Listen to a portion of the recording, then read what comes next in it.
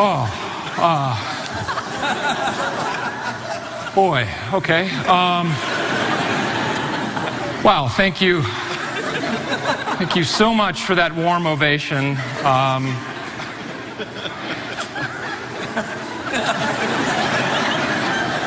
As I stare at this magnificent bust of Mark Twain, I'm reminded of how humbled I am to receive such an honor and how I vow to take very special care of it. I will never let it out of my sight. I will find a place of honor in my house for this magnificent bust. If my children try to touch it or even look at it, I will beat them. It means that much to me. In fact, I told my wife that maybe I should buy it its own seat for the plane ride home. And no, I'm not done. No, I just started the speech. Why would you think I'm done?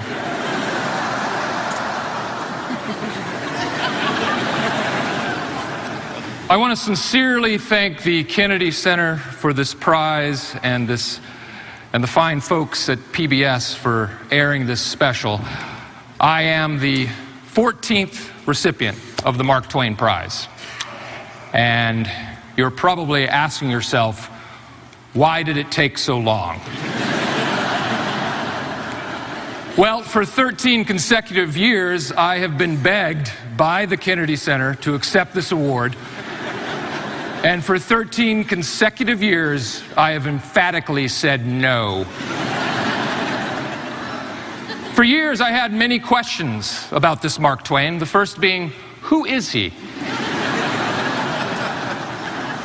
It then dawned on me that since I was a small boy, I have thoroughly enjoyed his delicious fried chicken.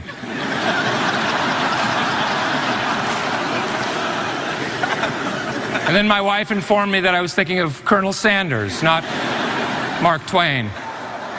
It turns out that he is considered America's finest author and humorist, but that his real name is not Mark Twain. It was Jerry Goldman. Before that, it was Judy Blume. And before that, of course, we all know the name, Samuel Langhorne Chimmons. Despite my failings to grasp the importance of Mark Twain and what exactly he did, I decided to accept this award because of the prize money. $1 billion.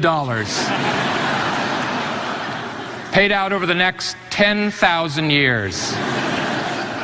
To say that I am thrilled to be here is a complete understatement.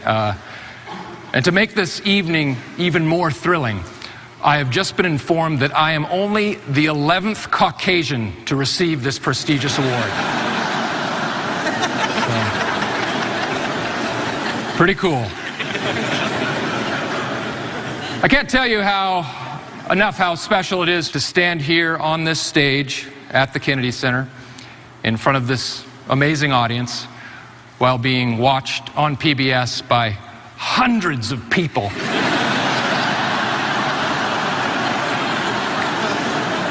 It's very surreal.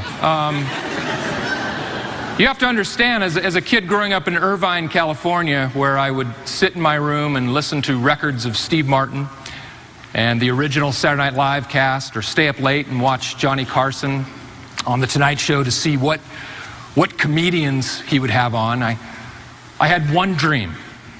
One singular focus, even at the earliest age. I can remember wanting to do one thing and one thing only: sell insurance. So to be standing here feels somewhat odd. Whether it was auto, home, or life, fire, flood, or earthquake, I just wanted to make people feel safe. Do you have enough inland marine insurance?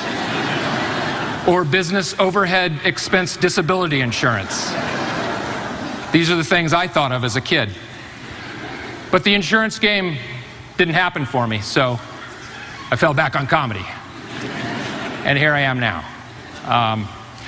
There's so many people I need to thank for helping me make tonight possible.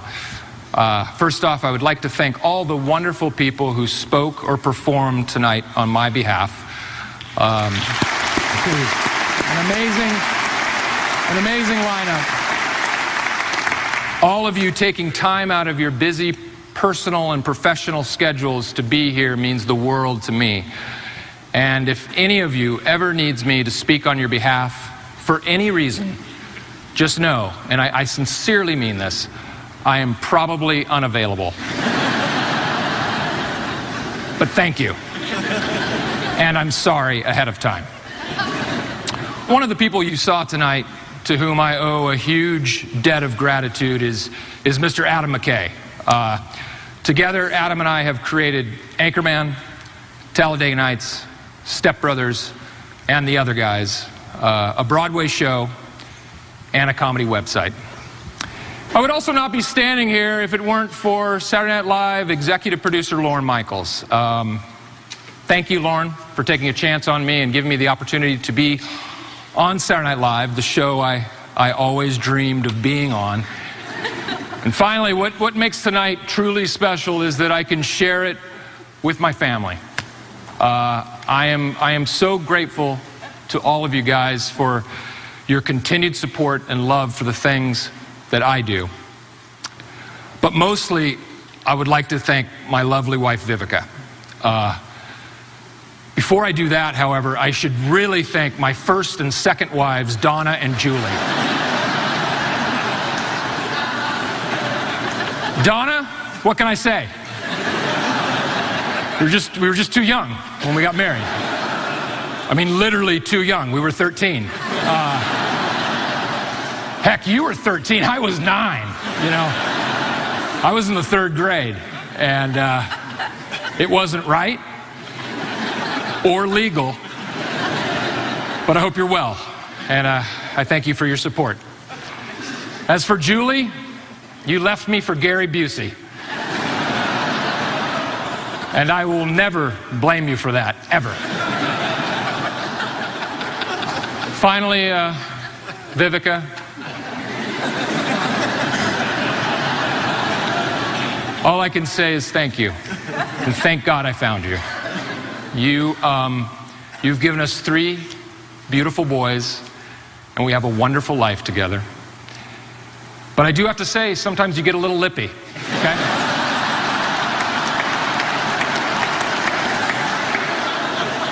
You got a big mouth, and you like to run it. And I'll tell you one thing, and one thing only, okay? Tonight is my night, all right? I love you, but I'm really sick of that big mouth of yours, okay? And I won't stand it, okay? Do you hear me? You look at me when I talk to you.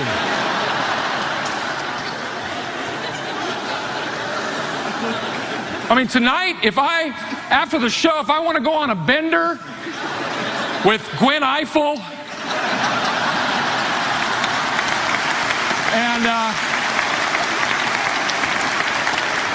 buy a couple spear guns and try to scale the Washington Monument, I'm going to do it, okay?